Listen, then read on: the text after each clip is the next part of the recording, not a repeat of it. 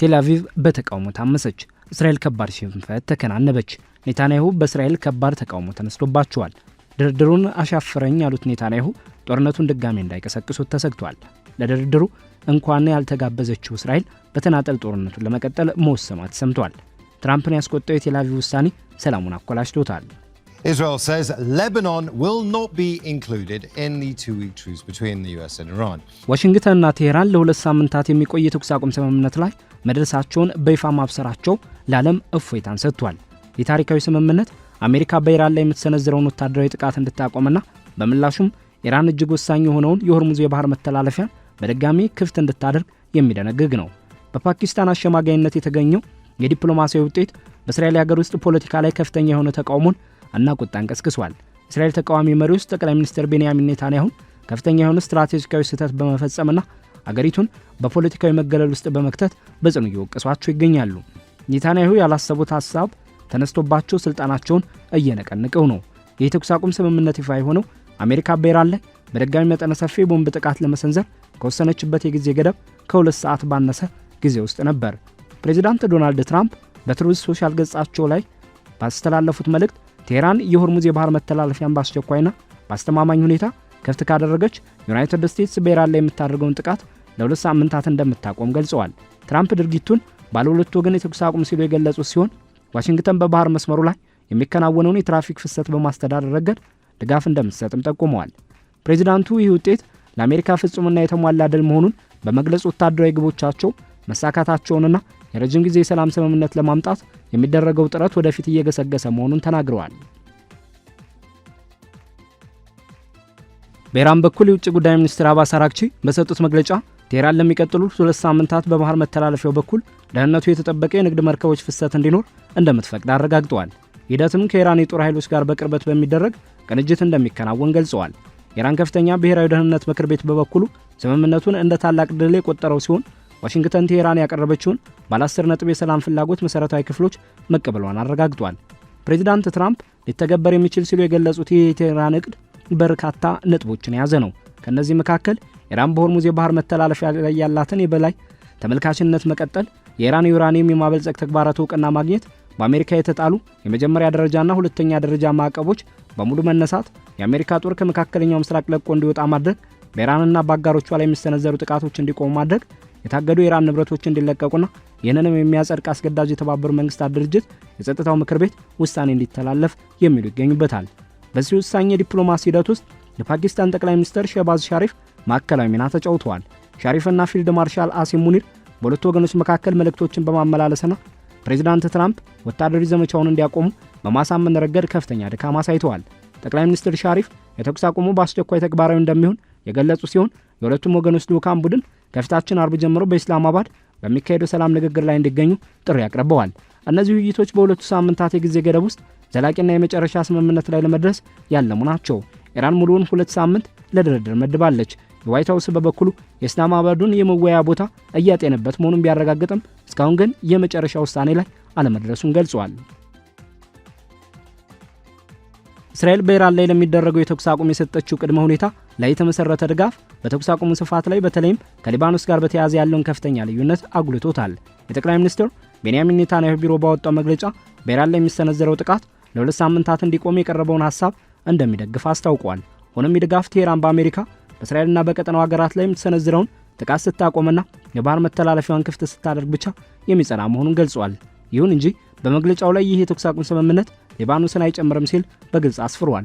በየካቲት ወር የኢራን የበላይ መሪ መገደላቸውን ተከትሎ ሄዝቦላ መጀመሪያ ላይ በሰነዘረው የሮኬት ጥቃት ምክንያት የተቀሰቀሰው እስራኤል ወታደራዊ እርምጃ አሁንም ያለምንም መቆራረጥ ቀጥሏል። የሊባኖስ ባለስልጣናት እንደገለጹት በደቡብ ሊባኖስ በእስራኤል የአየር ጥቃቶች ሳቢያ ከ1497 በላይ ሰዎች ሲሞቱ 4639 ደግሞ ቆስለዋል። የሊባኖስ ጤና ሚኒስቴር ባወጣው የቅርብ ጊዜ መረጃ መሰረት በሲዶን ከተማ በተሰነዘረ ተጨማሪ ጥቃት የ8 ሰዎች ሕይወት ማለፉን አረጋግጧል። የእስራኤል አቋም ጠቅላይ ሚኒስትር ሻሪፍ ስምምነቱ ሊባኖስን ጨምሮ በየትኛውም ቦታ ተግባራዊ ይሆናል ሲሉ ከሰጡት መግለጫ ቃል ቀጥተኛ ተቃርኖ ያለው ነው። ይህ የተለያየ አረዳድ ስምምነቱን ደካማነት የሚያሳይ ከመሆኑም በላይ የተለያዩ ፍላጎቶች ያላቸውን አካላት በአንድ መስመር ላይ ማሰለፍን አስቸጋሪነት አመላክቷል። ሄዝቦላ ከመጋቢት መጀመሪያ ጀምሮ ወደ እስራኤል ግዛት በርካታ ሮኬቶችን እየተኮሰ ይገኛል። ለዚህም እንደ ምክንያት የሚያቀርበው ቀጣይነት ያለውን የእስራኤል ወታደራዊ እርምጃ በሐሜኒ ላይ የተፈጸመውን ጥቃት ነው። እስራኤል በበኩሏ በሊባኖስ የምትወስደው እርምጃ ድንበር ተሻጋሪ ስጋቶችን ለመከላከል የሚደረግ እንጂ ከአሜሪካ ኢራን የሰላም ስምምነት ማዕቀፍ ጋር የሚያያዝ አይደለም በሚለው አቋሟ ጸንታለች። ይህ የተኩስ አቁም ስምምነት በኔታንያሁ ላይ የሚሰነዘረውን የአገር ውስጥ የፖለቲካ ጫና በእጅጉ አክርሮታል። የተቃዋሚው መሪ ያይር ላፒድ የተፈጠረውን ሁኔታ የፖለቲካና የስትራቴጂክ ውድቀት ሲሉ ገልጸውታል። ላፒድ በታሪካችን ውስጥ እንዲህ ያለ የፖለቲካ ጥፋት ታይቶ አይታወቅም፣ ስለ ብሔራዊ ደህንነታችን መሰረታዊ ጉዳዮች ውሳኔ በሚተላለፍበት ወቅት እስራኤል በቦታው እንኳን አልነበረችም ብለዋል። አክሎም የጦር ኃይሉ የተሰጠውን ተልዕኮ በአግባቡ ቢፈጽምምና ህዝቡ የመቋቋም አቅሙን ቢያሳይም ኔታንያሁ ግን በፖለቲካውም ሆነ በስትራቴጂው ዘርፍ በመውደቃቸው ለራሳቸው ያስቀመጡትን ግብ ማሳካት አልቻሉም ሲሉ ወርፈዋል። ላፒድ በማጠቃለያው በትዕቢት በቸልተኝነትና በስትራቴጂካዊ ዕቅድ እጦት የደረሰውን ጉዳት መልሶ ለመጠገን ብዙ ዓመታት ሊፈጅ እንደሚችል ተናግረዋል። የያይር ላፒድ ትችቶች በእስራኤል ከፍተኛ ተቃውሞን ቀስቅሶ ቴል አቪቭን እያመሰ ነው። እጅግ ቀኝ ዘመም የሆኑትን ያካተተው የኔታንያሁ ጥምር መንግስት እንደ ጋዛ፣ ሊባኖስና አሁን ደግሞ እንደ ኢራን ባሉ በተለያዩ ግንባሮች ላይ የሚከተለውን የውጊያና የዲፕሎማሲ አያያዝ በተመለከተ በተደጋጋሚ ጥብቅ ምርመራና ትችት ሲሰነዘርበት ቆይቷል። አሁን ካለው ወታደራዊ ግጭት መባባስ ቀደም ብሎ የተካሄዱ የህዝብ አስተያየት ጥናቶች እንደሚያመለክቱት የጠቅላይ ሚኒስትር ቤንያሚን ኔታንያሁ የህዝብ ድጋፍና ተቀባይነት በሐማስ ከተፈጸመው ጥቃት በኋላ ከወረደበት ዝቅተኛ ደረጃ በከፊል አገግሞ ነበር። ለዚህም ዋነኛው ምክንያት በኢራን ተላላኪ ኃይሎች ላይ የተወሰዱት ወታደራዊ እርምጃዎች ናቸው። ሆኖም ግን በአሜሪካና በኢራን መካከል በተደረገው የሰላም ውይይት የመጨረሻ ደረጃዎች ላይ የእስራኤል ተወካዮች አለመገኘታቸው ኢየሩሳሌም በቀጥታ ደህንነቷን በሚነኩ ጉዳዮች ላይ ተሳትፎ እንዳይኖራት ተደርጋለች የሚል ክስ እንዲነሳ ምክንያት ሆኗል። የእስራኤል ባለስልጣናት የኢራንን የኒውክሌር መርሃ ግብር፣ የባላስቲክ ሚሳይል ክምችትን እንዲሁም እንደ ሂዝቦላ፣ ሐማስና ሁቲ ባሉ ቡድኖች የሚደረገውን ድጋፍ የአገሪቱን ህልውና የሚፈታተኑ ስጋቶች አድርገው ለረጅም ጊዜ ሲመለከቱ ቆይተዋል። ኔታንያሁ በቴህራን ላይ ከፍተኛ ጫና የማሳደር ፖሊሲን በጽኑ ሲያራምዱ የቆዩ ሲሆን በኢራን የዩራኒየም ማበልጸግ ተግባራት ላይ ይፋዊ ዘመቻዎችን በማካሄድ ይታወቃሉ።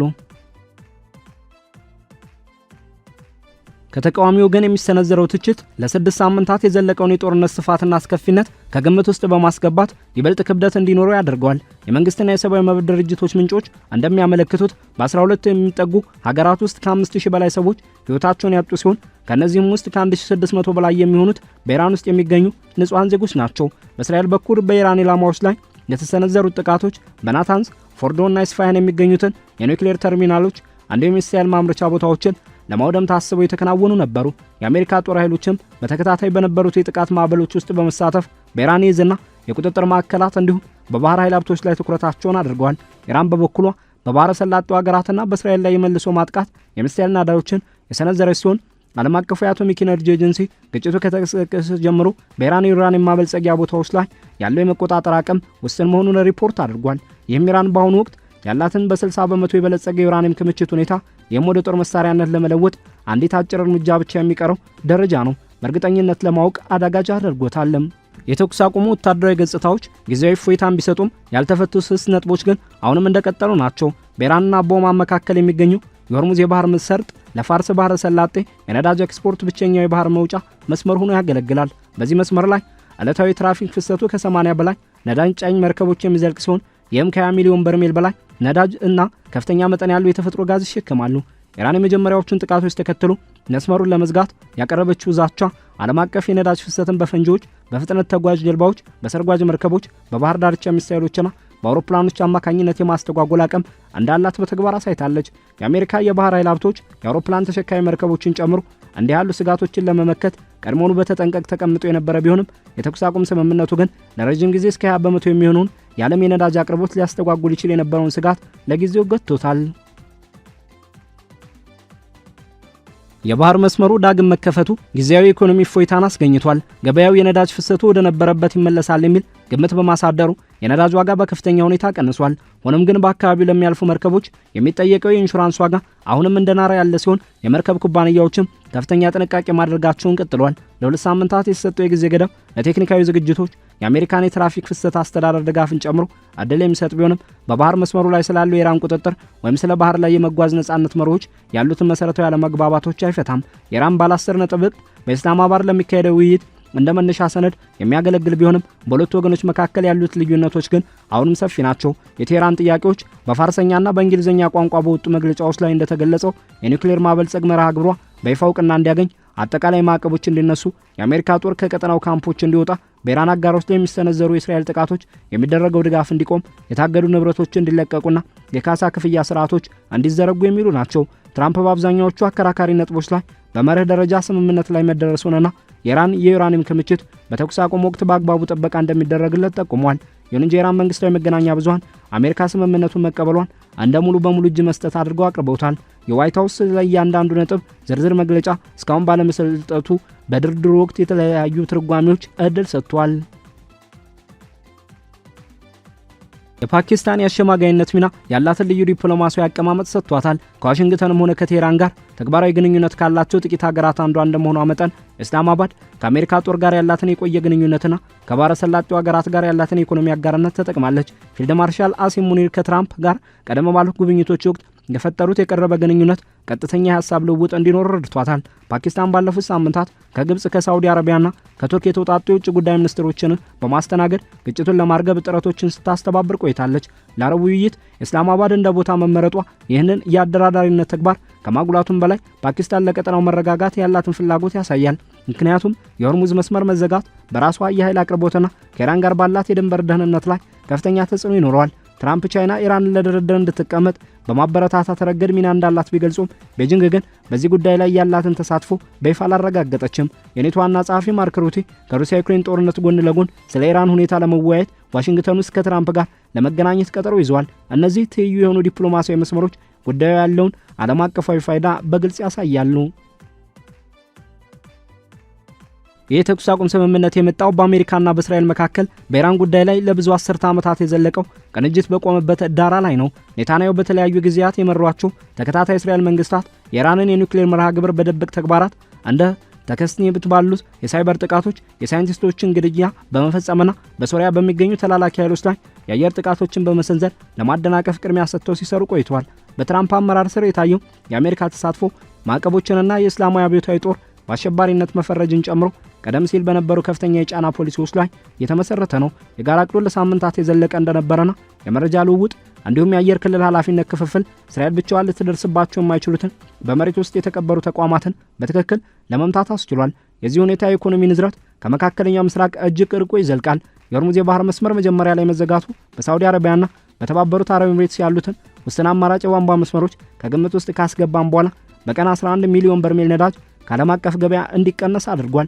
አማራጭ መንገዶች ሙሉውን ፍሰት ለመተካት የሚያስችል በቂ አቅም የላቸውም። የዚህ ውጤት የሆነው የዋጋ ንረት ድፍድፍ ነዳጅን ብቻ ሳይሆን የተጣሩ ምርቶችን፣ የተፈጥሮ ጋዝንና የመርከብ ጭነት ወጪዎችን ነክቷል። ቀድሞውኑ በምንዛሬ ጫና ውስጥ የነበሩት በእስያ የሚገኙ የማደግ ላይ ያሉ ኢኮኖሚዎች ከፍተኛውን ሸክም ተሸክመዋል። በተኩስ አቁም ስምምነቱ ምክንያት ገበያው ወደ ነበረበት እየተመለሰ ቢሆንም ቀጣይነት ያለው እርግጠኝነት ማጣት ግን የኢንሹራንስና የጭነት ዋጋዎች ተለጥጠው እንዲቆዩ ሊያደርግ ይችላል። የተባበሩት መንግስታት የንግድና ልማት ድርጅት ትንበያዎች እንደሚያመለክቱት የመስተጓጎል ለረጅም ጊዜ የሚቀጥል ከሆነ በገቢ ዕቃዎች ላይ ጥገኛ በሆኑ ሀገራት ውስጥ የዋጋ ግሽበትን በማባባስ የዓለም አቀፍ ንግድ እድገትን በከፍተኛ ሁኔታ ሊቀንሰው ይችል ነበር።